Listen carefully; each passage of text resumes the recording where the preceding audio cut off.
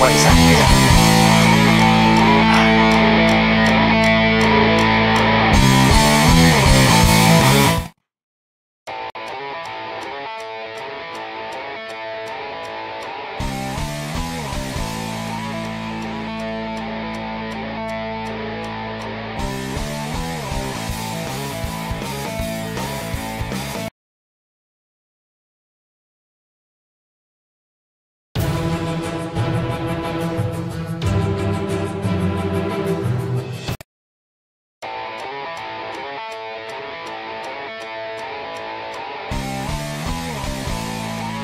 Just tell me when.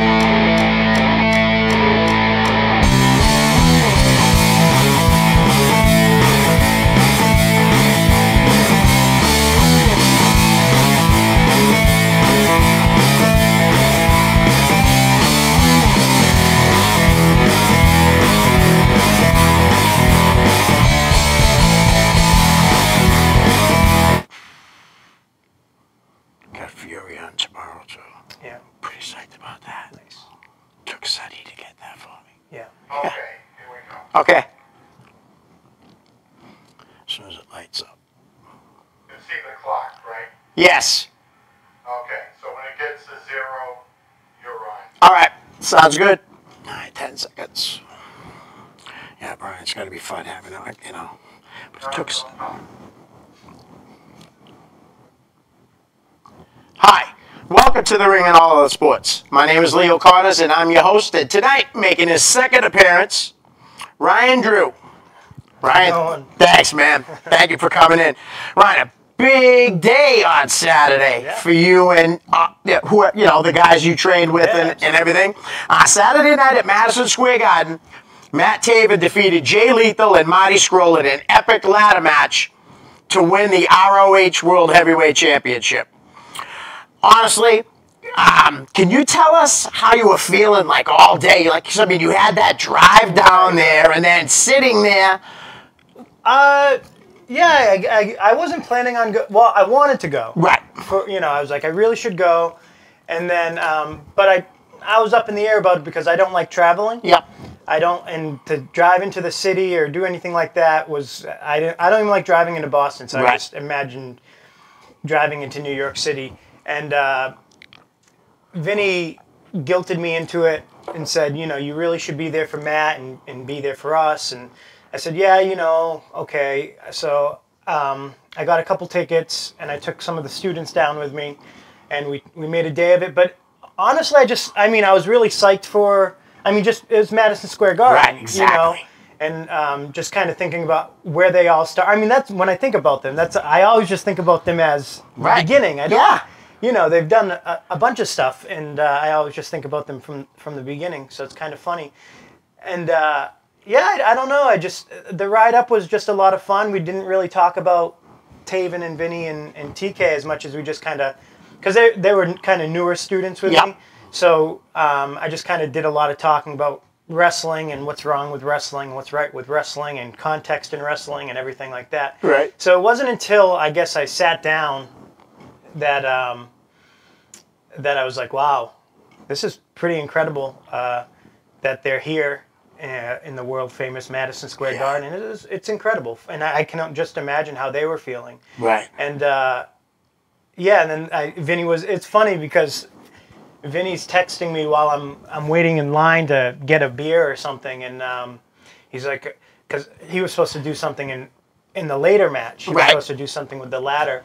And he's like, which way should I stand? How should I climb up? And I was like, I don't know. Ask Bully Ray. I don't know. I don't know where the hard cam is or any of that. But it just goes to show you, like, they'll still ask me for advice. And, at that point, I don't know. Right. Ask Joey Mercury or somebody like that. And I'm sure he did. So maybe he was just being polite. I think the night started off awesome with Vinny and TK in the Rumble there. Yep.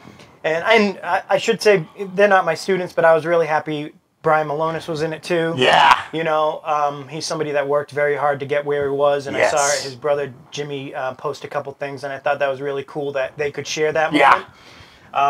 And it was well deserved. And then, TK and Vinny, so they were in towards the end with Jushin Thunder Liger and Great Muta, and that's crazy, right? I thought that was nuts. Like that popped me. I was like, oh my god. Yeah. Like, you know, I know TK worked Jushin Liger on some Northeast shows, but then the Great Muta, and I didn't know he was going to be there. Right. You know? So I was like, well, that's pretty cool. And then they had that standoff, the four of them, and they just did that on the fly because Vinny was like, well, I'm going to get us over, so we're going to do a stare off, and it worked. I mean, that's all they needed. So I took pictures of that, and I was like, oh yeah, that's incredible. And you know, I was talking to Vinny during the show and stuff, and he said he broke down afterwards, and you know, he was very thankful for everything, and it kind of got me going. So I was like, well, let me go take a walk, and I'll go buy some merch for them, and yeah, so that was that. And then, oh man, what a long night. Just a long night, you know.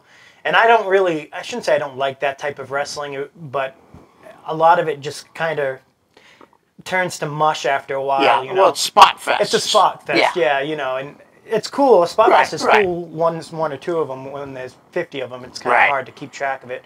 And there was a lot of New Japan guys there that I had never seen or anything. I thought that was pretty cool. Their gimmicks are so funny, though, because they're either like jokey gimmicks, you know, like I'm a rugby player, or it's like I'm a badass, I'm from a motorcycle club, or whatever it is. But there's really no in between. It was very strange.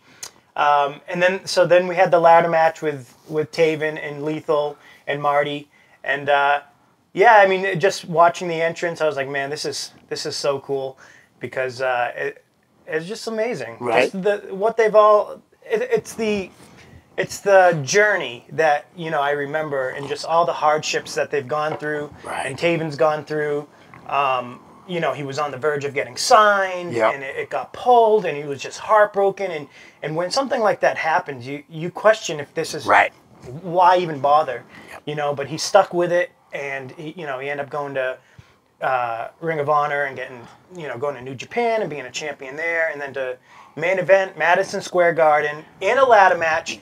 25 years from the big ladder match between Shawn Michaels and Razor Ramon, and I know he was a huge Shawn Michaels mark growing up. So it was kismet. It was fate, and I didn't know he was going over for the title. So when that happened, I think I was just like, I was in complete shock. I was like, did that just, you know, because nobody gave me the Iggy on it. So I was just like, wow, that was incredible. It was really incredible. So and then I was like, let's get out of here. I got to drive home. Right. 5 hours, right? Yeah. Well, it's funny, too, because you brought up Muta and Liger. I guess that was Muta's first time in Madison Square Garden, too, because he never worked for the WWE. Wow. You know what I mean? Okay. And Malonis' first time. Yeah, that was good. You know? Flip was on the show. It's just, New England is just all over the place. Yeah. It was very good for all of them. I was happy for all of them, and well-deserved. And I have to bring up Todd. Warbeard Hansen. Oh, yes. I thought you had another talk. No, I'm sorry. No, but that was just incredible, too. Just how they opened the show, and it was an amazing match. And Ricochet, and it looks like Aleister Black got their send-off afterwards. Just been great. And you had brought up how Brian got to share that with his brother. Yeah.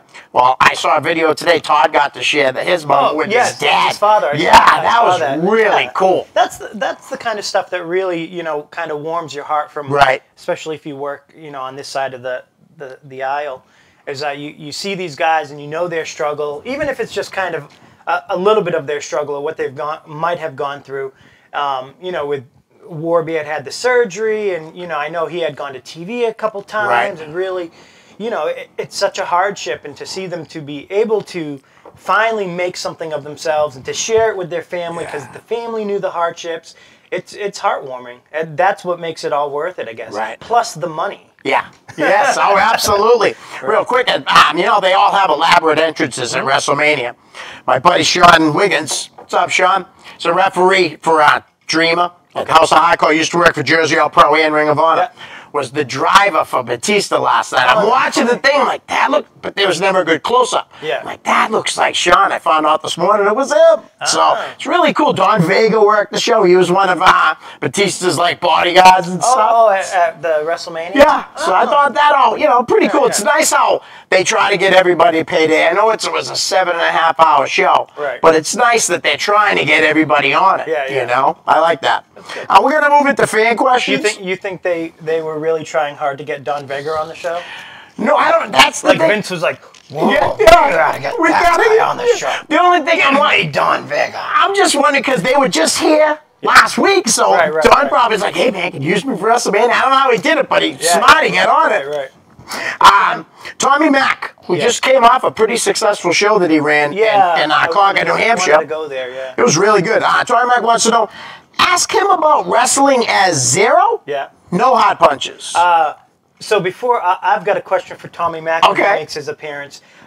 Why couldn't you draw like that for me in Lowell last year at the Spinners Stadium? Because he did pack that place in Concord. He did. I saw pictures, so good for him. What was the question? That's right. Ask him about Zero. Is that what your name was? Yeah. When Showcase Pro Wrestling first started out, Chris Blackheart didn't want to use me as Ryan Waters. He wanted to use me as Zero, and he put me under a mask. And I think the name was a rib on my charisma. I just was like had 0 charisma, and now I'm like a level 2 charisma now. But I don't know. It was just he wanted me to be a luchador, and that's you know. I mean, I could do all the flips and stuff. Right. I don't know. It was bad. And then the hard punchers were because this was probably like 2007, 2008. I had in 2006 I kind of had like I don't want to say a nervous breakdown, but it was pretty rough for me in 2006. And I started having really bad palpitations, which were, at the time I didn't know what they were. I thought I was having heart attacks all the time, but surviving them. And what it was panic. I was having panic attacks. And so I would always have these palpitations, really bad palpitations, and they would send me into a panic or whatever. And when I got back into wrestling, and this was around the time Showcase Pro Wrestling, and I was around Tommy Mack a little more, I was still very paranoid about anything relating to my heart area. Right. So I think he wanted to do a heart punch or something. And I was just like, yeah, that's not in the cards. I don't want to take heart punches, chops, kicks to the chest, basically anything near my heart. Right. And actually, one time I was on a show with Fuller, and I'm walking by him, and just casually walking by him, and he just goes, boom, right in my chest. And I'm like, yeah, I thought I was going to have a heart attack, but I didn't. I'm fine. I'm surprised though, because Rick's got some hot shots, man. Well, afterwards he's like, "Oh, I forgot. Oh my God, I forgot." I was like, "That's all right. I survived, you know." So that's where that comes from. Okay. Now, just before did you watch WrestleMania? I didn't watch WrestleMania. I was at work. Okay. What about and TakeOver? No, I was at Ring of Honor. Right. Oh, that's right. Sorry, Nathan. Next time, okay, buddy? That's all right. JP Griffin wants to know, what moments in your career are you most proud of? And what moment of one of your students is the most proud of, other than the obvious ones who wrestled Saturday in MSG? I guess, I don't know. I think I'm most proud of just being able to teach my students and do that kind of, I think I found my niche in that. Like that just, it fits me, it suits me very well. Not everybody can be a trainer. You can be a great wrestler and not a good trainer. And I think likewise, you could be a good trainer and maybe not necessarily a good wrestler. Right. So I really think I've really enjoyed wrestling. I like seeing their progress, and you know, there's certain plateaus in wrestling that you reach. Right. And it's awesome to see them reach those steps and those plateaus.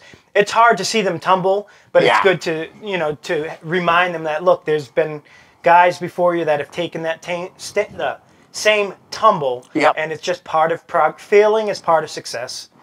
And you know, you just wipe the dirt back off and right back on the horse, you know. Yep. So nice. I think that's what that is. Yeah. So I don't know if this is a real question or not from Nick Steele. So it's definitely a ball buster, I would imagine. Yeah. Ask why you didn't want to do the Gino Giovanni gimmick of the American Idol. I was the American Idol. When I first started, that was my name. Right? Yeah. They said, I remember Guy Alexander hit me up and said, do you have any idea for a gimmick? And I thought that was their job. Right. I don't know. And I said, I don't know. I like, you know, maybe the USA thing. It seems like it's easy. You know, I was a Hogan mark growing up. And he said, okay, you got a nickname? And I think I gave him a couple nicknames. I remember one of them was Red, White, and Blue Ryan Drew. And the other one was the American Idol Ryan Waters. And Waters came from because I liked to swim. And I was a state champion diver. So they went with the American Idol. And then I just was going to do the Red, White, and Blue thing. And then we had a big meeting for Yankee Pro Wrestling one time. And that was the first time I had met Gino, or I had met people from the SCCW side because they were two factions, and so Gino was one of them. I think he was the booker for South Coast Championship Wrestling, and he had said, "You're the American Idol Ryan Waters," and I said yes, and he said, "The gimmick should be you should come out singing," and I just looked at him. I said, "That's not happening." And after that, I just had heat with Gino forever because I rub people the wrong way sometimes, and it wasn't because the idea was bad. I liked the idea, it just wasn't. It wasn't me. Yeah. There was no way that I could. It took me 17 years to feel comfortable getting drunk at a VFW in front of 3 people to do karaoke. Right. Forget about doing it in front of the 5 people that they drew at the flea market in 2002 in New Bedford. You know? That's awesome. Yeah. Thanks, Nick. And Nick came up with the H2O name. Oh, he did? He did. Nice. This is Nick Stilley, and I'm kind of curious. I think he meant not Mayor McDonald's. Yeah. I think he meant, ask him if he is Mayor McCheese, or if you are not, who do you think it is? So I think the name Mayor McDonald's is a lot better. Yeah, I do too. It actually is because I laughed my butt off when I saw that. I did too. Nick has a funny way of getting names very, very wrong. Because I think I had replied something like, "Yeah, I always like the Zap Zappa Jr." Yeah. He meant Zack Sabre Jr. Right. But he was going on a tangent. And he's like, "Oh, I like that Zap Zappa Jr." You know, so he always just says these names. Right. He once called JT. Well, he called JT Dunn. Oh man, I forget, but it was really funny. He called JT Dunn something. The Juice he called him Juice Robinson, but the Juice Robinson kid, you know, right before there was a Juice Robinson. Yeah, because he was in the Juicy Product with David Stein. Yeah. Right. Okay. Calling him that. Yeah. I'm not Mayor McCheese. I kind of wish I was. Right. For 2 reasons, because sometimes he's really funny. Oh, absolutely. And then the other thing is, so people would just stop talking about him. And I've toyed with the idea of being like, yeah, I am. Right. Just to see what would happen, you know. Because I remember this when it first came out. This was the Burning Hammer days. Yes. And there was a Mayor McCheese. I don't know if they're the same Mayor McCheese, but we were at a showcase show. I was probably 0 that night, and some kid, Tom Kane. He was a Bob Evans student. Okay. And at the time, they all thought Mayor McCheese was this kid, Eric Dillon. And I remember this kid, Tom Kane, went up to Eric Dillon and was going to, he was getting in his face. And Eric Dillon was 15 years old. Right. And I was like, gee, how crazy is that people get so upset over these kind of minuscule jokes online. Right. And so a part of me is like, man, I wish, maybe I should say it's me because, I don't know, what, everybody going to beat me up? I don't care. Right. I've been beat up before. It don't matter, you know. But no, it's not me. The names that I've heard, people say Teddy, and I'm like, absolutely not. Right. Because he doesn't have the attention span to go 7 years on Twitter. Yeah. I feel like everybody would have known. So I don't know. When we were in the car driving to New York, Channing Thomas said that he definitely thought it was Dan Terry. Yeah. And so I said, I don't know Dan, but I guess I could see that. Yeah. You know, because I could see that there's too some from bitterness there. But it's all over the place. I'm not very good at Twitter, but when I go on, I'll check to see what he's said. But it's all over the place, so it's got to be somebody in the know. Right.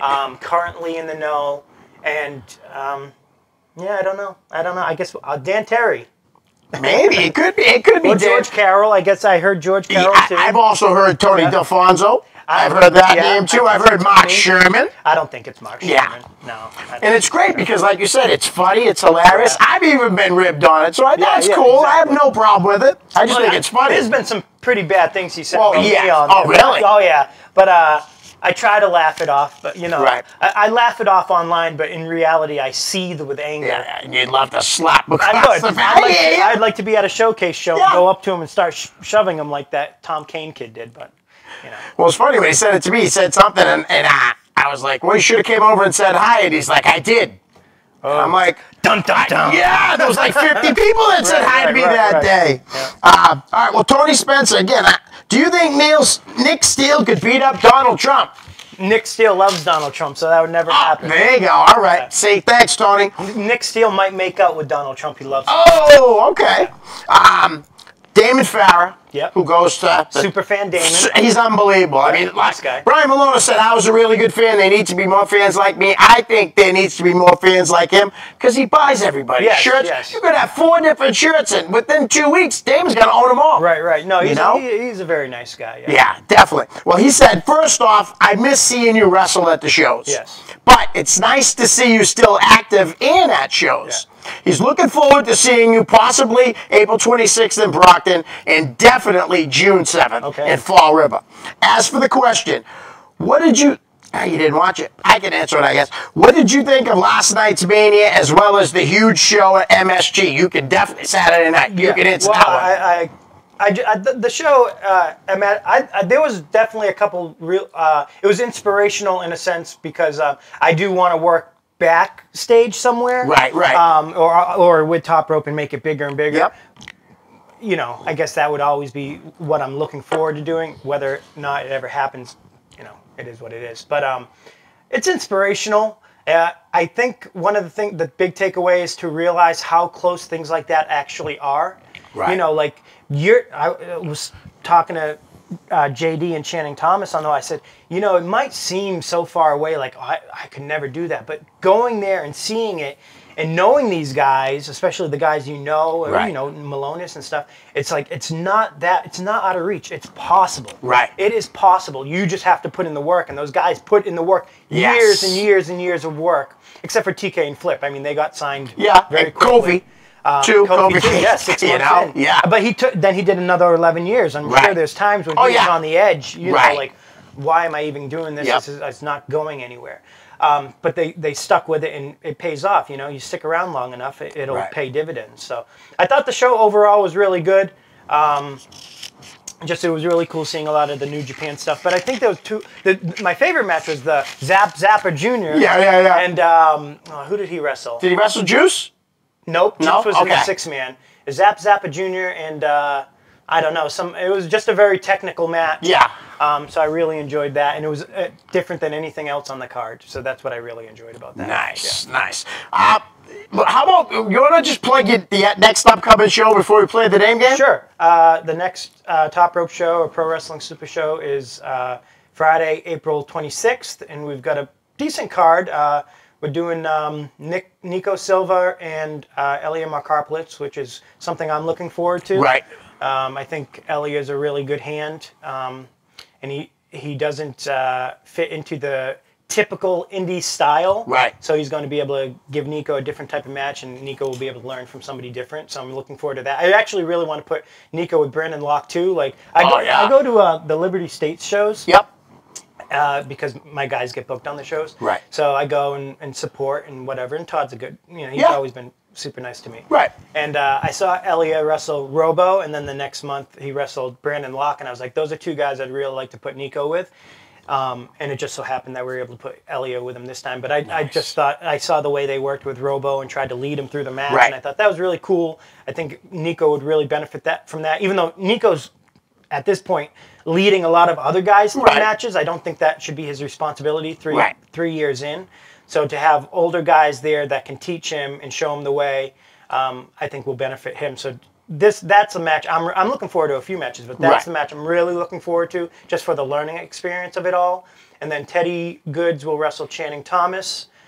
Chuck O'Neill will wrestle his favorite opponent of all time, Devil's Reject, Brandon Webb, who is also Matt Taven's favorite opponent of all time. Really? Yes. Nice. He is good, though. I say that with so much sarcasm. Do you? Yeah. It just, Brandon's just, sometimes he's really good, and then other times he's just really off. Yeah. So it's hard to judge sometimes.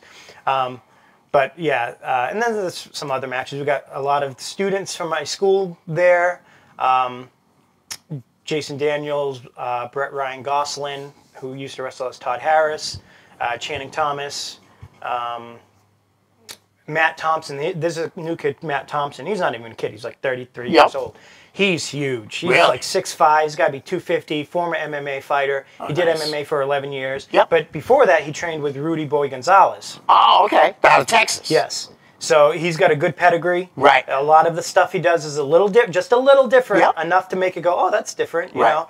But super athletic. Really athletic. Everything he does is smooth for such a big guy. Right. So, I mean, he is older, so I don't know where he wants to go or where he thinks he can go. But like, he's really good. Nice. Really good. So I'm looking forward to that. And then to just kind of touch on Damon's question a little more. So I wanted to come back to wrestling. Right. You know, I left wrestling because I was dissatisfied with what I was doing. I was hurt. You know, my back's all messed up, but I'm not going to get the surgery. So I was like, well, I might as well just continue to hurt my back, right? Right. Well, and so I told Teddy in January, I said, hey, I was thinking coming back in April, I think I'll team with Jason Daniels because when we shave our heads, we look like father and son. It'll give him something to do. I'll be in a tag, so I'll have less stress on me.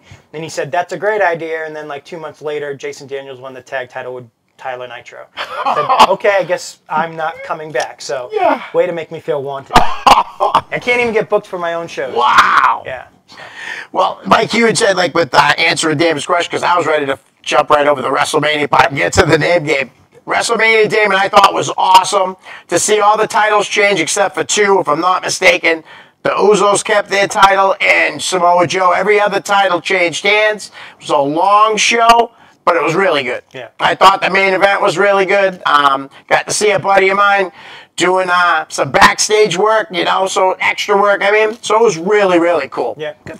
All right, so I look forward to not watching it. there you go. I'll tell you anything you need to know. Thank you. This one won, this one lost. That's it. That's it. Yeah, that's it. All right, so the name game. Okay, we didn't get to play the name game last time. Exactly. I was talking too much. That's so all right. I'll try to. Oh, you know what? Too before I say it, because I don't know who's on the name. Okay. Game, but I do want to say that I was actually the weekend started out well with AG Yes. and him getting signed to Evolve. Yes. So. Yeah, I didn't make a big post about it because he's Brian Fury's student now. Right. But and Fury should take the credit, or should have most of the credit. Right. I did want to say that I've had flack with him in the past over some things, but I was really happy to see that for him because I know how much he loves wrestling. Like he's really a student of the game. Yes. I mean, he was going to Yankee Pro shows in 2000 at Braintree High School. Yeah. And then he grew up through it, and he was a ref, and he was a disturber, and then he started to learn to wrestle, and then he did the right thing, which was when he outgrew my school, he went on to the next school, which I think is important to do. I just didn't like the way he left, and we'll never be friends the way we were friends before, but I thought seeing that just, again, proves that if you stick with it, and if you love it, and you dedicate yourself to it, it will happen. Right. And I think it was very deserving. He tried to do so many different things. He was AG all good. Yep. He was the Cam-Ann connection, and he finally found something that fit. And I always tell the guys, I said, look, if AG tried to be retrosexual when he first started, it would have never worked. Right. He had to go out just as Anthony Green, and he had to make these connections and network with these people and show that he was dedicated and that he was just a good hand anyways. He was a solid, good worker. And then over time, once he finally found the gimmick that fit him, he was able to kind of cash in his chips and say, this is what I've got, and people trusted him to try it. It doesn't hurt that he has those two beautiful women with him either. Platinum honey shirts, but I did say, I wanted to make sure I said, congratulations to him and Fury, because it's great, and he's so young, and the sky's the limit. So it was really good seeing that. Yeah, it definitely was. I remember him going to shows too. Just a little chubby kid, little Mark, yelling at everybody. Yeah. Really, really cool. Yeah. All right. So how about I want to ask about this guy because he's never been brought up in here. I don't know if he still works down there or not. Sean O. Oh, Sean O. Yeah. No longer works for you guys? I know. He disappeared years ago. I don't know, man. Talk about... Look, I always got along with Sean O. Yeah. And I liked going out and having a beer with him. But there's just some people in wrestling you take in small doses. Right. So like after maybe an hour or two, it'd be like, okay, like it's easy to get sucked into that bitterness. Yeah. And he was very bitter just about life in general. And that was too bad because I think he did have a big heart, and I thought he was a decent person. It was easy to get sucked into that bitterness, and then it was like some people we talked about earlier. Once they start running their mouths, they can't stop, and he doesn't. And I don't know what happened to him. He deleted me off Facebook. I don't think I ever did anything to him. Right. The last time I saw him, we all hung out at my house after a show at South Middle School, and we got drunk, and he ended up having to stay on the couch with Biff Busick. And that's like the last time I ever saw of them. Right. So well, I'm glad it brought, like I said, I never brought him up here. And I know at one point he was very controversial on the message boards because he was the type of guy that would say whatever he wanted. But God forbid, if you ever went into his face and he'd call the cops, he used to tell people, I'll call the cops. I think it's really cool in a sarcastic way that like his big thing was like, I'm really controversial on the message boards. Say it. On the message boards. You know? Yeah, okay. You know, no, but he was controversial in general because he would get in trouble at his news station, and he would always post about like his neighbors, and it was just like got too much. Like I've got stress of my own. I need to put yours. And the minute you said something like that, he'd just like cut you out for life. So all right. Yeah. How about Congo? Oh, Wild Man Congo. Congo's cool, man. I like Congo. When we first started, he started with Bob. I won't say I didn't like him, but I looked at him as just kind of a big slob, you know, just not in shape, didn't seem like he cared about anything, and he proved us all wrong. I feel bad for Congo because I feel like he is a really good worker, and he just wasn't able to really, really prove it. Like he should be one of New England's like best, at least when he was in more of his prime. And he should have been going everywhere. And it never even got to that, like, oh my God, Congo's on the show. Like, there's guys locally that you're like, wow, this guy's great. Yeah. We've got to see him locally. And I felt like Congo could have been there, and he didn't get there. Right. He's one of the guys I really would have liked to have wrestled just because. Right. One time we were at a bar. Actually, it was Vinny Marseglia's bar at the time, and we did a show. And I think he really gained our respect because he was walking out of the bar, and there was some gangbangers over in the corner. Yeah. And I walked by, and he said something to him about him being a funny dude or something like that, and like just kind of like rubbed Congo the wrong way. And it almost turned into a big fight. But Congo stood his ground, and it was really cool to see that he gained a whole new respect for me. Good worker, good guy, really good guy. Nice. Super guy. So. Sonny had said he wished he wrestled them too. Yeah. Sonny's like, I'd like to come out of retirement even just to work a program with them. Yeah. That's awesome. How about Craig Costa? That's random. Yeah, because I never brought him up either. I'm going to random guys here. Craig knows he's a head case. So I'm not saying anything that you don't already know, Craig. He's a head case. He's all over. I mean, nice guy. Right. But just all over the place a lot of times, and I never know if he's coming or going. Having a conversation with him is a lot of fun. He's a character. A character. Not a good wrestler. You know, just can get through things. Yep. Nothing wrong with that. Some of us are just bodies, like me. Right. You know, just bodies, right? So that's cool too. That's fine. Yeah. I don't even know if he comes and goes. I don't know. All right. I don't know. Nice guy though. How about a guy that just came back, and I think last time we brought him up on your first appearance as underrated, I think, Chris Venom. Yeah. Well, maybe he's underrated now. I don't know. I haven't seen him in a while. I don't think he was underrated when he was really doing it, though. I think he was one of those guys that people were like, oh, he's really good. Right. And that you have to go see him wrestle. If he's on a card, and no matter who he's wrestling, it's going to be a good match. I don't think he's the same Chris Venom as he was before. Like, I think he's just doing it for fun now and hang out with his friends, and that's cool too because you know, he's still good. Right. I just don't think he's taking it as seriously as he once did. He wrestled Nico at Caleb Seltzer's show a couple months ago, so I was really happy to see that because again, I want Nico to get these learning experiences. Right. But Chris Venom he helped in a small way turn Top Rope around, and in a big way helped me in my wrestling. Nice. Because when I went to Slam Tech, it wasn't Bob.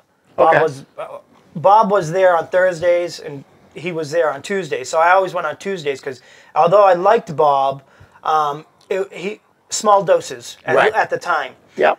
So I got along with Chris, and I think we did something similar. We worked in a similar field. So I would go there, and he taught me a lot about psychology and just kind of working one body part. And then I think he trusted me, or we trusted each other, so that when I started taking over the book at Top Rope, he would send some of the students down. Right. And no longer was it the Yankee Pro Wrestling Club. it turned into Yankee Pro Wrestling, which then turned into Top Rope Promotions. Because Yankee Pro Wrestling was it was a club where anybody could wrestle. It was just those guys didn't care about how they looked, and they didn't care about how bad they were. There were some good wrestlers there, don't get me wrong, or some passable wrestlers there. You know, Brickhouse, Scott Ashworth. Right. Those are Don Vega. Yeah. So there were definitely some passable guys there, but for the most part, there was a lot of guys that just weren't very good. Right. So when I took over the book and we were able to kind of push some of those guys out, because we said, come to practice and get better, or leave. Right. So there was a hole to fill, and we filled them with Slam Tech guys, and luckily Bob was open to it too.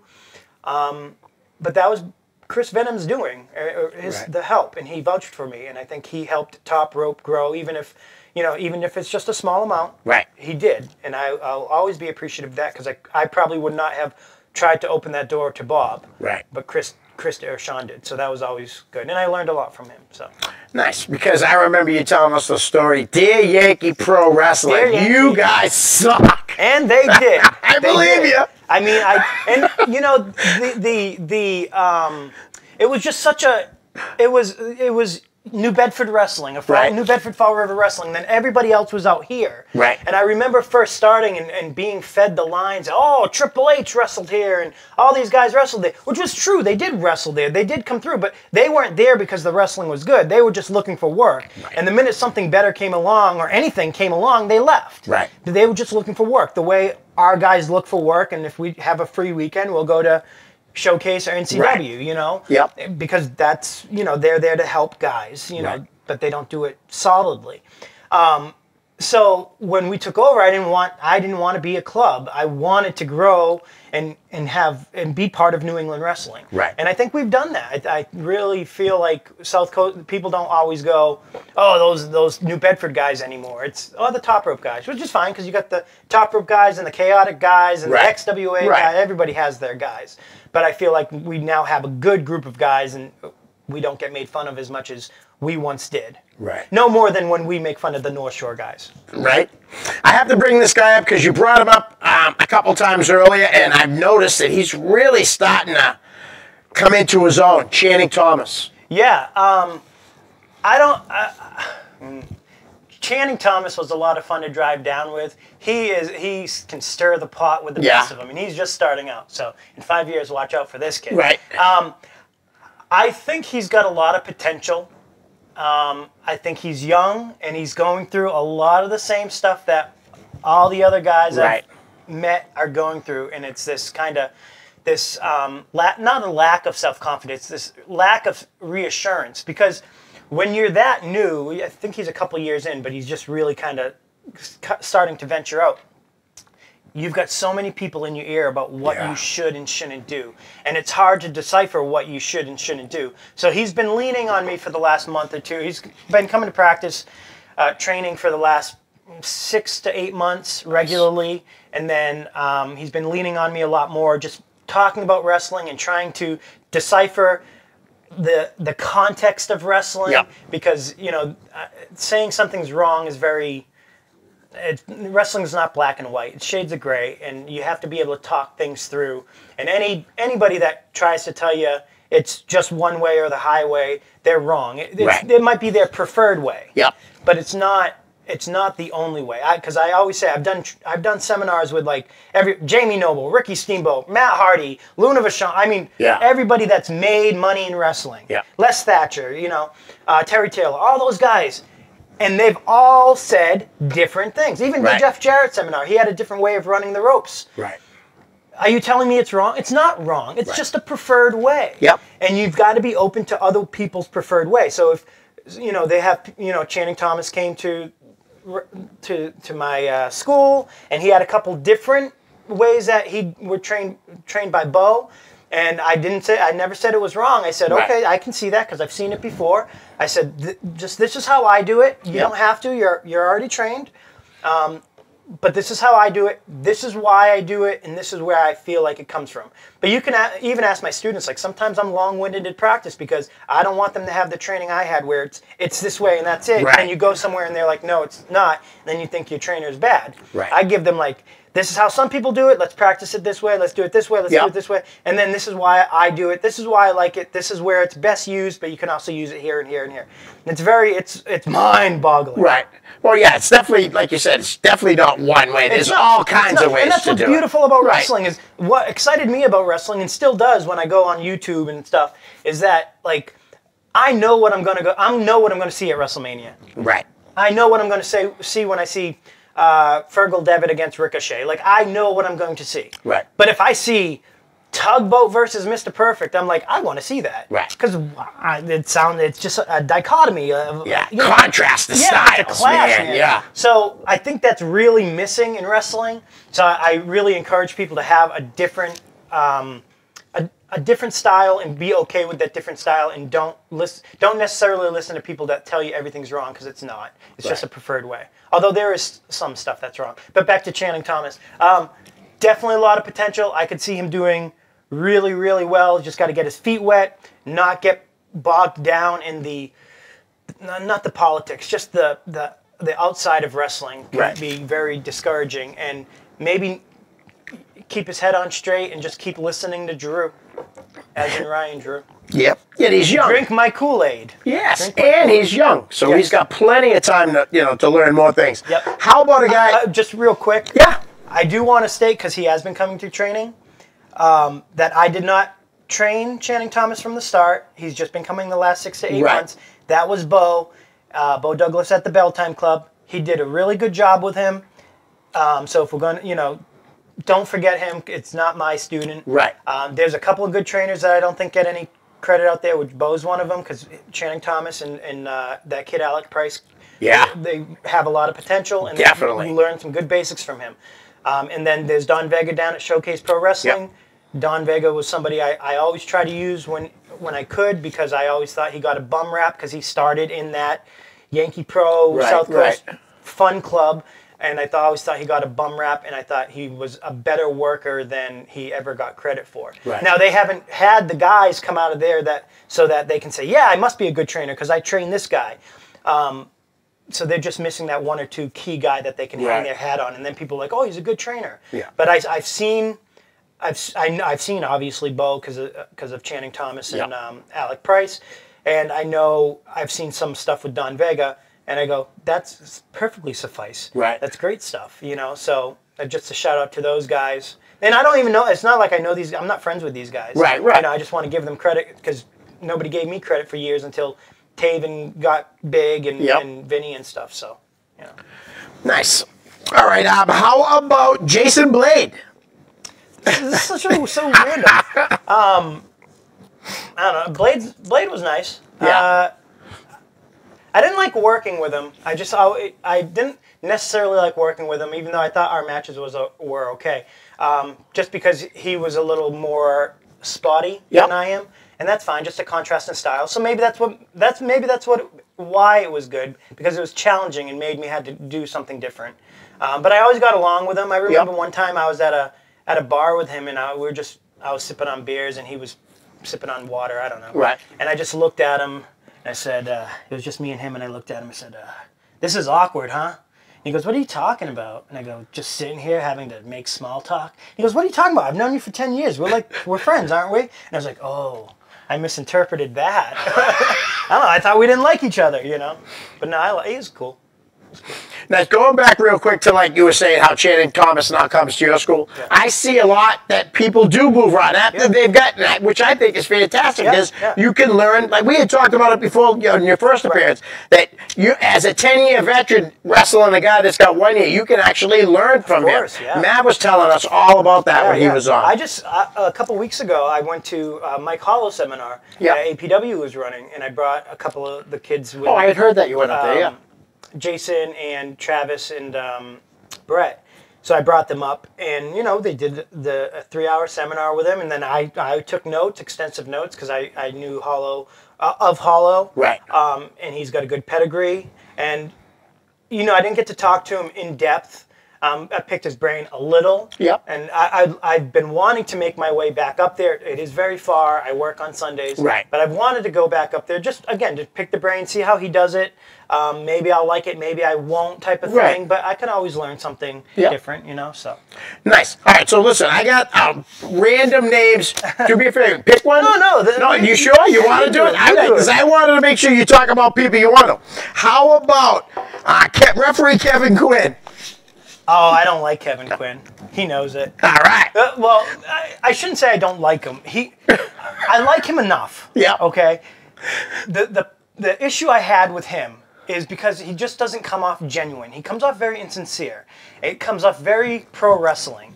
And I say that because I spent a weekend with him one time. I think it was a series of NEW shows.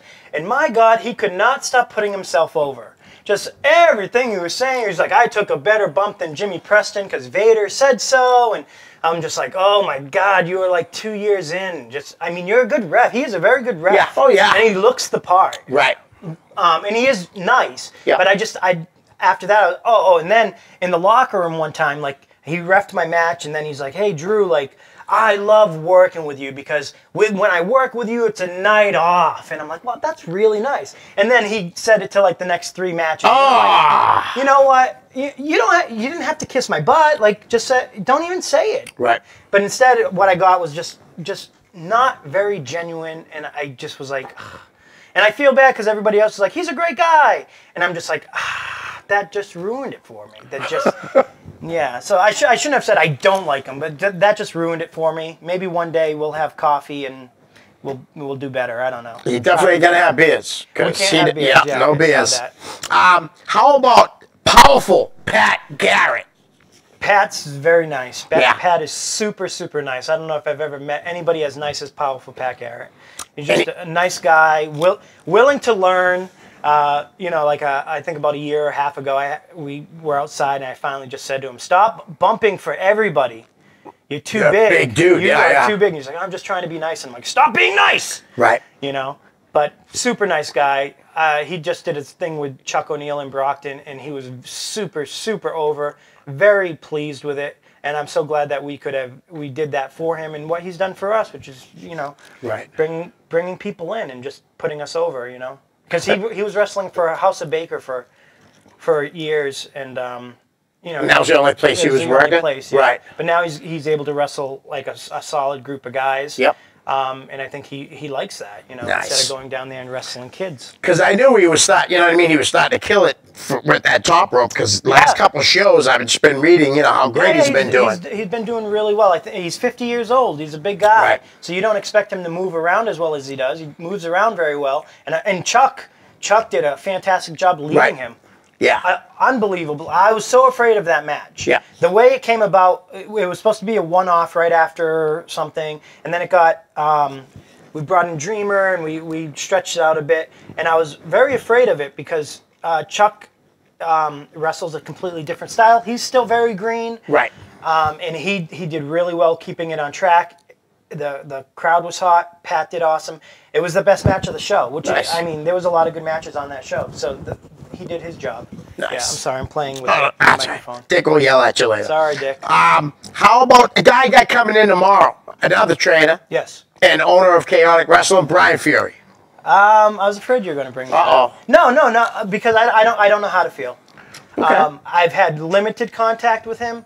I've tried to make small talk with him once or twice when he was going to AG's, and I feel like I probably should have a better relationship with him, given that we're two of the best trainers in New England. Yep.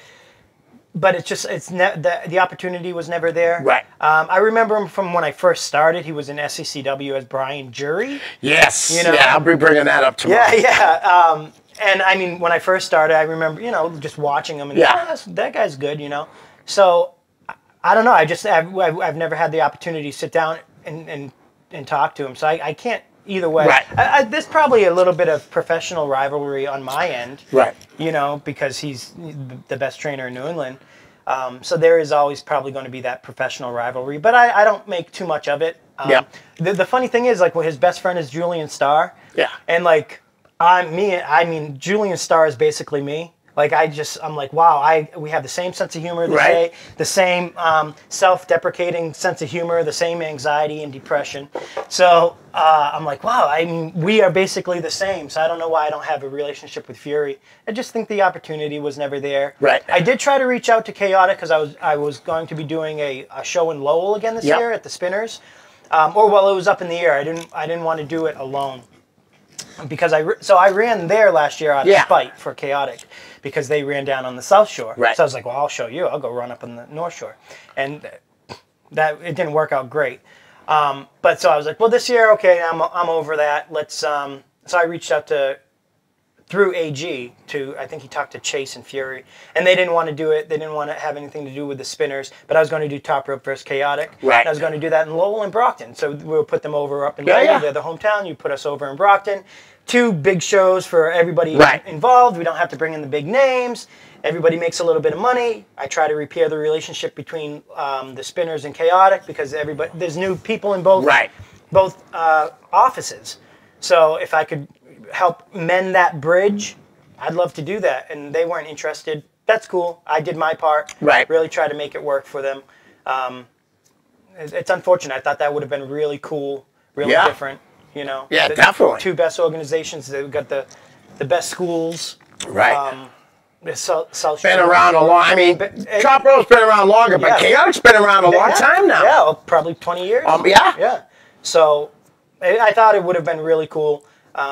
I never reached out to them. I did it through AG. Right. It's sad, but whatever. Whatever will be, will be. Right. Man, you never know. Maybe it'll work out down there. You never know. Maybe just by saying that right here. Maybe Fury and Kevin Quinn can go get a coffee. There you go. Probably not. I'm annoying. All right. So how about Jimmy Preston? Jimmy's just like Greg Costa, man. If Jimmy could get out of his head, he, I think, really would have done really well. I don't want to say made it, but he could. He had the tools. Right. He had the look. He got the charisma. You know, probably not the best wrestler in the world, but could definitely get somebody through a good match, especially now being a veteran. And I don't think we've given him the opportunity yet to be in that position, but I think he can be as a singles wrestler. Right. So we're just waiting on that. I like Jimmy. Jimmy I used to bring to training. Oh, yeah? When we first met, he was at Top Rope, and he lived in Mansfield. So I used to go from Brockton to Mansfield, pick him up at this little video store, and we'd drive up to practice together. And then he went to Bob's, and we broke apart for a little while. But I like Jimmy. I get along with Jimmy. His politics are great. We get along on that. I just wish he could have got out of his head a little more because he really did, especially when he was younger. Right. Man, he had it all. He really could have made something of himself. But, you know, now he does it for the love of it. And who knows? Right. Who knows what could still happen, you know? Yep. How about a guy, I think he might have managed you before, Sean Gorman. Oh, man, I love Sean Gorman. I always, that was the favorite part of my career was me, him, and Matt Magnum. Yeah, you had said when you teamed with Matt was a lot of fun. It really was. It clicked really, really well. Similar personalities. I thought that he had a good mind for everything. Just fun outside the ring, good inside the ring. We clicked. I've always thought if I went off on my own, I was like, I wonder if, as promoting, like if I could convince Gorman to come in and book the shows. Just really good. I loved his book. I read his book. I was going to ask you that. That was a follow-up question because I want to read the first one for sure. Good. It's really good. Right. Yeah. And the whole thing is, it is about wrestling, but it's not about wrestling. It's not about his personal life. Yeah. But you still feel intrigued. Yep. So, yeah, it was a really good time. I like Sean. I think he's very funny. I would say he's Mayor McCheese, except I think it's below him. Right. I think I know what you're saying. Yeah. He'd rather shit at you in your face, not behind your back. Right. Yeah, no, I agree. Yep, but I really like Sean Gorman. I wish he was around more. I really wish I had spent more time with Gorman and DC and Eddie Edwards during that NECW time, because Gorman used to say, I don't know why you and DC don't get along. And it was probably because we were just so much alike. Right. That was the next name. Yeah, was DC. Yeah, I was going to go through the 4 of them, because, there's 4 of them that tight. DC, you know what? The thing with DC, so I think we're just kind of similar. Like, I'm not going to go over and I'm not going to pander to you, and he wasn't going to come over and pander to me. And so we just never got that opportunity, except for one time at Dragon Gate, and this was 2013, 2012, I don't remember. And I was supposed to have, I think, a 4-way with like him, Fury, Kevin Perry, and me or something. But I was going through one of my heart attack phases. Right. So I showed up and I wasn't going to have the match because I had on a Holter monitor so that they could monitor me for 30 days. And he saw it, and then he just started talking to me about his health problems and his, you know, anxiety and all that stuff. And like we end up having a good conversation, and I realized we had a lot in common. And I said, I always felt bad, like, oh man, maybe I should have cut this guy a break and not have been so off-putting to him. And likewise, I'm sure he was very off. He was an aggressive personality too. And so after he passed away, it was one of those things that you go, I really wish. It's the same with Big Woody. Yeah. Because when me and Big Woody talked, we just briefly talked about, when he was like, your retirement. I said, I see your post. I feel like we probably would have got along really well. Oh, I think you would have. Everybody loved Woody. Yeah, it's true. We seem to have a lot politically and wrestling-wise related, and I guess I wish I had that time to have met up with you and have that moment. But same with DC. It would have been probably nice. How about George Carroll? George is funny. Like sometimes I feel like he likes me, other times I don't. I don't know if he's telling the truth or not. That's what the wrestling game does to you, I guess. Is I don't know if he's just blowing smoke up my butt or he's being honest with me. I just don't know. But I knew George from NEW. He was the first NEWA. He was the first booking guy that gave me a booking outside of Yankee Pro Wrestling. So he put me in the ring with. I think it was the Mighty Mini. I think I wrestled. No, I think it was Psycho. Okay, was that in Quincy? Yep. I think I was there when you wrestled Psycho because I used to sell merchandise at George's shows. That's where I first saw Kofi Kingston, too. Oh, okay. Kofi came out, and I was like, boo, and he's like, shut your mouth and sell your tapes. He was like, New Day? Yeah, we had. Look at him though now, right? Isn't it incredible? How about, I know he's working for a Top Rope now, Chris Dickinson, seeing that he lives in Massachusetts. Again, I just think, I'm not very forthcoming. Like, I'm very insulated. Yep. I don't go out of my way to say hi to people. And it could come off very bad, I guess. But it's just because I am not confident. I'm just not a confident guy. So it has only been recently where we've just kind of hey hi and kind of talked a little, and just the humor has mended that bridge, I guess. But the last few times I've really enjoyed talking to him, and I hope that I can more in the future and pick his brain and see what he thinks about wrestling. I'm sure he's got a lot to share, Right. Nice. How about a guy that's injured right now, Anthony Stone? Do you know Anthony at all? Yeah, I know him a little. It was unfortunate to see what happened to him. Nice guy. Okay. Yeah. Nice How about Luscious Latasha? Luscious Latasha. She's been around forever. Yeah. Good girl. Yeah, we've done a lot together. Nice. I'm trying to run through them. I see the talk. I'm like, how about Mike McCarthy? I just recently started to get to know Mike. Okay. He's a weirdo. How about George Animal Steel? Was he? No. Okay. I thought he was on one of these shows. I'm sorry. Taven killed him on a NEW show. All right. The Egomaniacs. Johnny Idol? I don't know. All right. I know Johnny Idol. Yeah. He's great. I love Johnny Idol. He's the best. I wrestled him once. It was such a bad match. We were so disappointed in each other afterwards. We were like, I'm so sorry. I was like, no, I'm sorry. We just weren't on our game. I think we were both nervous. And because afterwards we were like, I just didn't want to mess it up. And I was like, I didn't want to mess it up. Right. So. All right. Plug the next show again. April 26th, Brockton, Massachusetts. Jump over the dead bodies in the parking lot and come to the show. Yes, guys. Listen, I'm going to send you some more dates because, listen, we barely hit this, too. That's great, though. That's all right. All right. Guys, tomorrow, 3 o'clock, Brian Fury. Thanks, Ryan. Thanks. Peace. Goes by